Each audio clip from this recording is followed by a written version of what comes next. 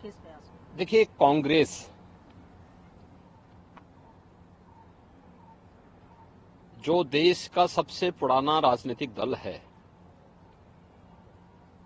दुर्भाग्य से आजादी के बाद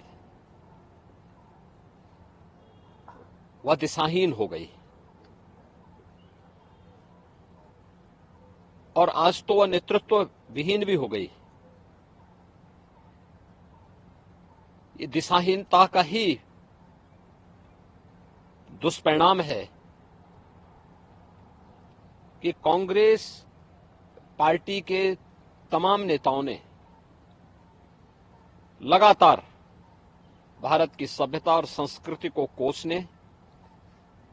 अपमानित करने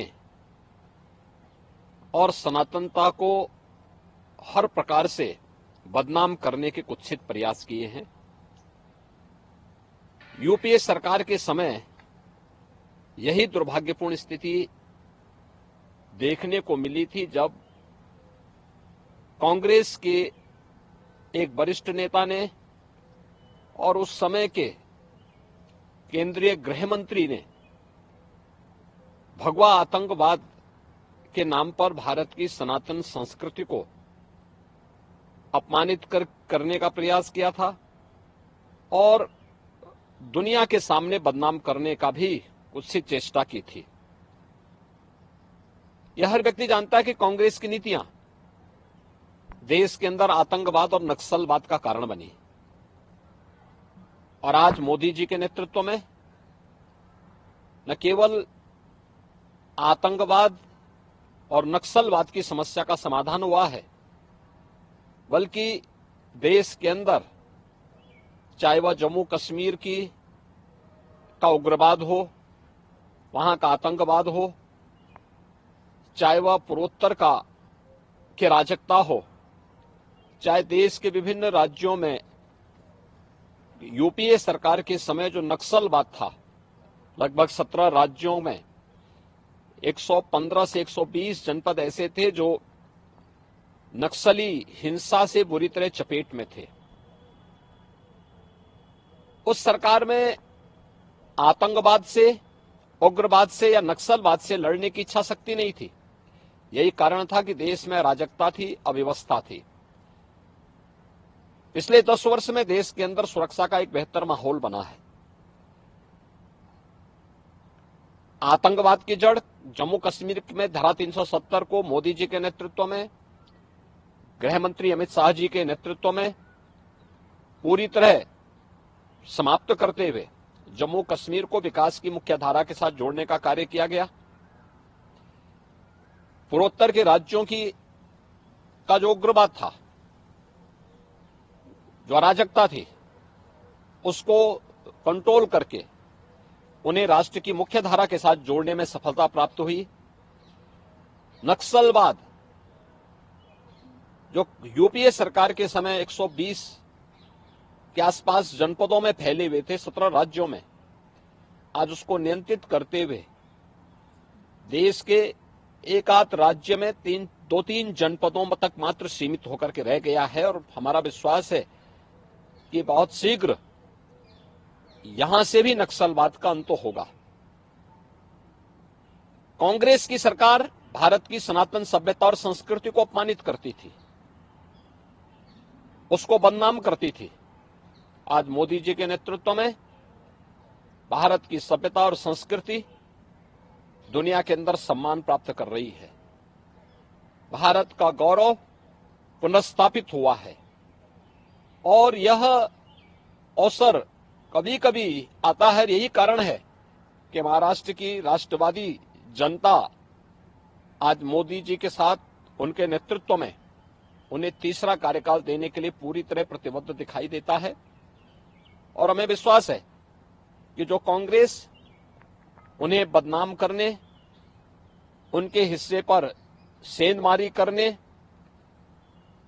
उन्हें जाति खेमों में बांटने का कुत्सित प्रयास करके देश की सुरक्षा के साथ खिलवाड़ कर रही थी, उस कांग्रेस को पूरी तरह दरकिनार करते हुए देश की जनता आज मोदी जी के नेतृत्व में फिर एक बार मोदी सरकार के संकल्प के साथ जुड़ रही है और हम विश्वास के साथ कह सकते हैं कि 4 जून को जब 2024 के लोकसभा चुनाव के परिणाम सामने आएंगे तो प्रचंड बहुमत के साथ मोदी जी फिर से देश के प्रधानमंत्री बनेंगे और उनका तीसरा कार्यकाल भारत की समृद्धि, भारत की सुरक्षा और भारत को आत्मनिर्भर भारत और विकसित भारत बनाने की दिशा से एक मील का पत्थर साबित होगा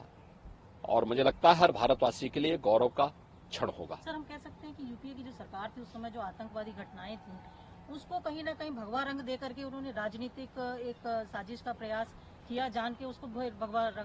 आतंकवाद का नाम। देखिए, भारत की सभ्यता और संस्कृति को अपमानित करके, भारत की सनातन परंपरा को अपमानित करने का एक कुत्सित प्रयास था और ये कांग्रेस की तुष्टीकरण की नीति, जो मुस्लिम तुष्टीकरण की कांग्रेस की राजनीति चले आ रही थी, जो देश के विभाजन का कारण बनी थी, ये दिखाता है कि कांग्रेस का नेतृत्व उस प्रकार के तत्वों की कठपुतली बनकर के भारत की परंपरागत जो सनातन परंपरा और संस्कृति थी उसको अपमानित करके, उसको बदनाम करके, उसको कटघरे में खड़ा करके उन लोगों के हाथों की कठपुतली बनी हुई थी जो देश के विभाजन के कारक थे और जिन लोगों ने भारत और भारतीयता को हमेशा कोसा है, उसकी पुण्य क्षति की है और कांग्रेस लगातार उनके हाथों में खेलते हुए भारत को इसीलिए अपमानित कर रही थी। सर, आज आप महाराष्ट्र के दौरे पर हैं, किस तरीके से देखते हैं आपके विजिट से कितना फर्क पड़ेगा? देखिए, भारतीय जनता पार्टी के नेतृत्व में एनडीए पूरे देश के अंदर चुनाव लड़ रही है। हमारे नेता मोदी जी हैं, प्रधानमंत्री मोदी जी के नेतृत्व में पूरे देश के अंदर आम जनमानस के मन में मोदी जी के नेतृत्व में सुरक्षा के लिए, देश के सम्मान के लिए, देश के विकास के लिए और देश में गरीब कल्याण कार्यक्रमों को लेकर के जो भूतपूर्व कार्य हुआ है, आम जनता के मन में उसके लिए एक बहुत सकारात्मक लोगों के मन में एक भाव है और उस सकारात्मक भाव का लाभ भारतीय जनता पार्टी